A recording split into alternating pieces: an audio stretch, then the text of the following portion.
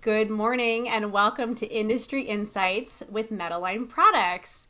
Metaline Products is a full-service custom point-of-purchase display designer and fixture manufacturer.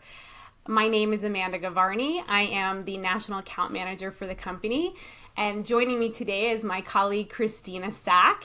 She is the Director of Client Relations for Metaline. Welcome, Christina. Thank you for having me, Amanda. Nice to see you. Thank you. Christina and I have been collectively with the company for over 13 years. And, her and we've kind of been around the block a bit. And as we kind of gear up and prepare for one of the largest industry trade shows in the country, AAPEX SEMA, we decided we wanted to come on and talk to you all about kind of tips and tricks and also some of our observations from the past, present, and future of the show and what we've kind of noticed and observed along the way. So, Christina, what do we do to prepare for stuff like this? Where do we want to start? Well, thank you for having me this morning, Amanda. And, we talk about our experiences at the AAPEX and SEMA show year after year, but we haven't sat down and collectively had a focused conversation on it. So thank you for this time this morning. What do we do to prepare? How much time do we have? In terms of preparation, I think there's certain levels and layers that we have to pay attention to. We always do a good job of kind of getting a lay of the land, right? So as anyone who's done the trade show circuit knows, you have to plan out your day or you're going to end up aimlessly walking in circles and wasting time. And we all know we don't want to waste time because while we're spending that time at the trade show on the floor seeing folks, we still have to make sure we're making that business lunch and that business dinner and that happy hour and that breakfast because we're so tightly scheduled anytime we attend any of these events. So in terms of preparation, I think one of the first things we do is give ourselves a good understanding of where our customers are in terms of geography, the floor of the show, where to go, what to do. And if we book appointments with customers in booths, we make sure we adhere to those times. And I always like to joke around that my Outlook calendar looks like a roll of lifesavers for the week of AAPEX and SEMA because color coding everything and making sure our times are aligned, it's a lot. So that would be our first, tidbit in terms of preparation. Anything for meetings, anything with, floor geography, if you will, when you're on the trade show floor. And any meetings in advance. Sometimes it's better to pin someone down and send an Outlook, a calendar invite, than it is to just pop into their booth, Absolutely. And something else that Christina and I have been, really great at, and I'll actually lean more to her on this one, is, we take the time to prepare ahead and book. So to her point about, having a tight schedule and booking with people, Christina and I have taken time out to, schedule certain things, book dinners, book lunches, and be prepared in that way so that even if the client doesn't show up or we have no one to take to those things, we have it on the calendar. And I know Christina knows this because from experience, we've run into these situations where no reservation in Vegas during this time. It's like you're eating at like 10 o'clock at night. Yes, that's correct. No, and it's true. You're absolutely right. Right.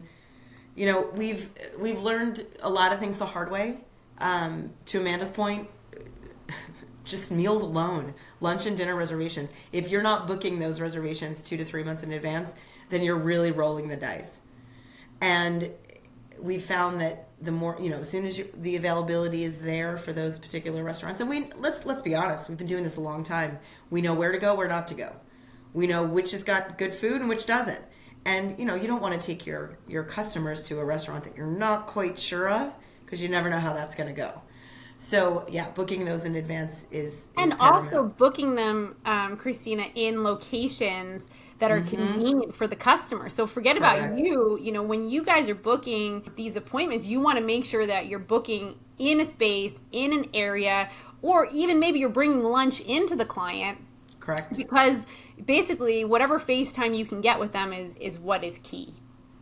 And, we smile and we joke about this, but, because everyone's focused on the work when we're out there. But anyone who's done this knows how exhausting it is. It's an exhausting week for everyone.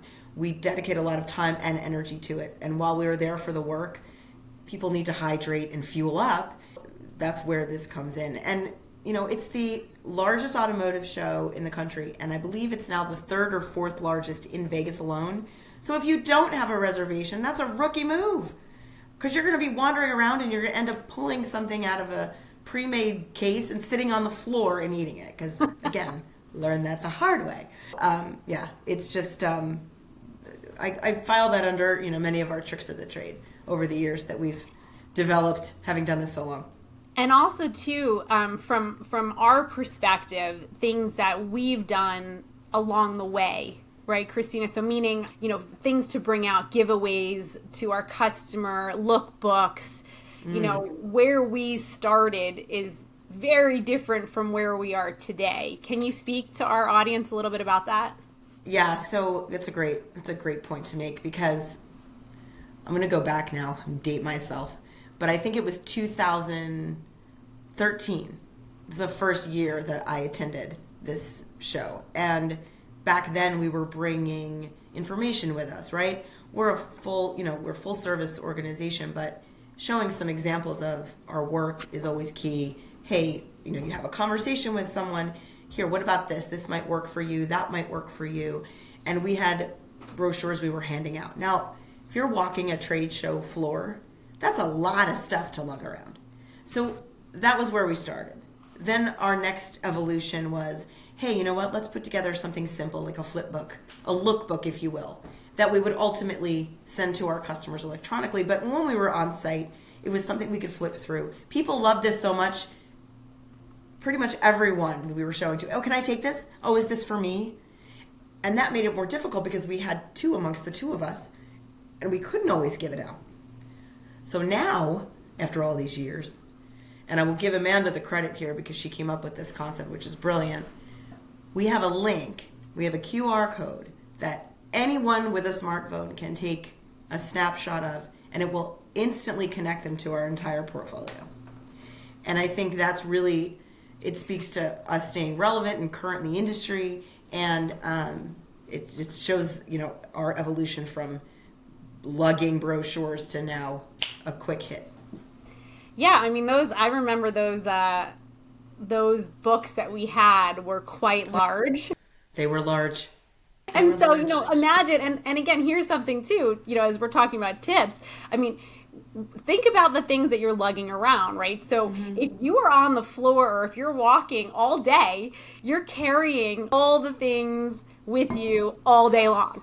So nobody wants to carry heavy books or heavy bags.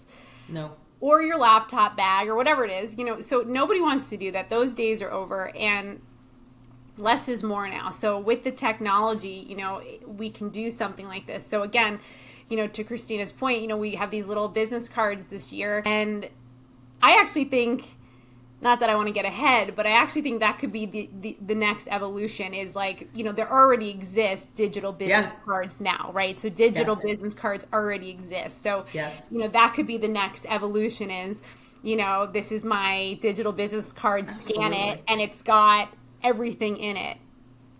So it was fun to do this and work on this and think a little bit more outside the box and get to a different place, than we've been in the past. So that was a lot of fun to kind of get to that spot. It's, you learn as you go, right? We're always constantly learning. We're constantly evolving. And even something as simple as, hey, let's not lug giant brochures. Let's do something like this. Kudos to us and Amanda especially for coming up with this, because I think it's going to make a difference. And people, this is the world we live in. Everything is instant gratification, right? So they're going to snap that QR code and then everything's going to be at their fingertips. Not, oh, hey, when Amanda and I get a moment, we'll email you that lookbook. We'll email you our deck or whatever. Now they're going to have it while we're sitting there talking to them. So I think that's huge. It's huge. And there was something else I was thinking about to share. What was I just going to share? More tricks of the trade? Yeah, I was thinking about that. More tricks. Okay, well, this is funny, not funny, but you have to wear comfortable shoes.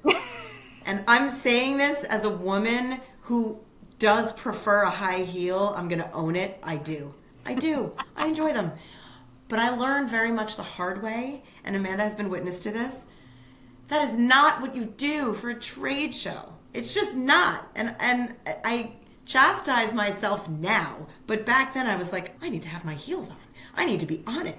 And I ended up crying halfway through the day because that's just not what you do. So I have adapted athleisure into my wardrobe. I have found a way to be comfortable but still stylish. And it took me a long time, but even an old dog can learn new tricks. It's fact. But we laugh about that because, and I have to say, I'm reaching out to the women specifically in the industry right now. Men don't have this problem. They don't. God bless them, but they don't. But something too that we've learned, and again, Christina and I, we dress very differently, but also we have both of us have professional attire when we're there. But what we've also learned collectively through time is really, this is a very business casual show. So, hello, automotive aftermarket. What does that say? Who is in attendance? Yes, you want to look professional. Yes, you want to look put together. But at the same time, people on the trade show floor are wearing sneakers and jeans, and you're seeing very casual attire. And most of the time, these are our customers, right? So our customers then, half the time, they're not going back to their hotel room and changing, or, maybe they're freshening up, but they may be dressed in that same attire later that day. Right. So point being is, don't overthink the dress code. Don't feel like you have to be in a suit and tie and no, you won't see that butt off, Right. Layering is clutch. Yes. Being comfortable is clutch. And, in terms of all that stuff, that's definitely stuff that we've both, like I said, collectively have learned through time, for sure. Layering is key, because one minute you could be broiling and the next minute you're like shaking because you're freezing so much. Yeah. Excuse me. And I will say, not to call out the men of the world because they don't participate in the heel game that women do. However, I know how difficult it is being on a trade show floor all day, regardless of who you are and what's on your feet. And Amanda and I have found that over the years, hosting events, hosting cocktail parties, customer appreciation events, finding a venue that has seating is so important. Because after being on your feet for the most part 8 straight hours, you want to sit down. I'm so glad that you brought that up, because that was going to be the next touch point. Is so what Christina was mentioning, we've done events in the past, and now again we say the past because this year we don't have one planned, but we've done one for our 100th anniversary, for the company's 100th anniversary, and we've done other ones in the past too. And again, just a decision to shift things this year was just to try something new out. But to her point, having a venue, thinking about your customers, thinking about logistics, ease for everybody involved, and making it a really fun experience, an experience that people are going to want to come to and attend, and you're going to have attendance with. So we've enjoyed that experience, I think, Absolutely. Planning and preparing, and my gosh, that's a whole nother level of preparation. When we've done this in the past, Christina, we have to ship things out there. We're buying favors. We're putting together favors. Mm-hmm. We're dealing with the restaurant and the venue, and maybe napkins or whatever it is. Like, we're the ones taking care of that. Correct.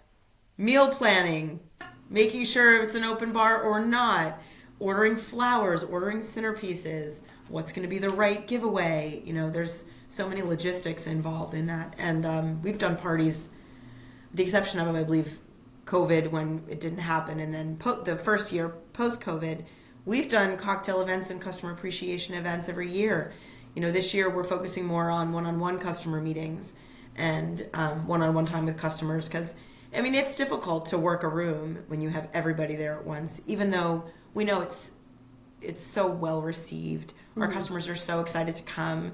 I've gotten a couple notes this year from folks saying, well, I didn't get an invite. You didn't get an invite because you weren't invited because we are not having an event.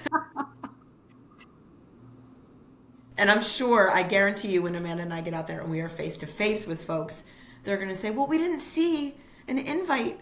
And we're going to have to say, you didn't get cut. We're not having one. So, but face to face, that's another thing, we talk about a lot, is just the existence of these shows. Having that face time is so important because we don't normally get it all the time, Yeah. And I think, I was just going to touch on real quick to kind of wrap up, the other big differences that we've noticed through the years is the amount of money that has appeared to be spent on these events in the past. So like when we originally started to attend, the blowout of booths and Giveaways. extra yes, thank you, was ginormous. I mean, I feel like the spend was, I feel like there was no limit on the spend, right, for our customers. And now, through the time, through COVID, and I'm curious to see what this year brings, but we've seen it dwindle down, right? Yes. That's something to make note of, let's just call it 10 years. A decade ago, it was, we couldn't attend all the events we were invited to because we just physically couldn't clone ourselves and make that happen. And you walked into a booth of, fill in the blank customer, and it was you needed that tote bag to hold all the giveaways.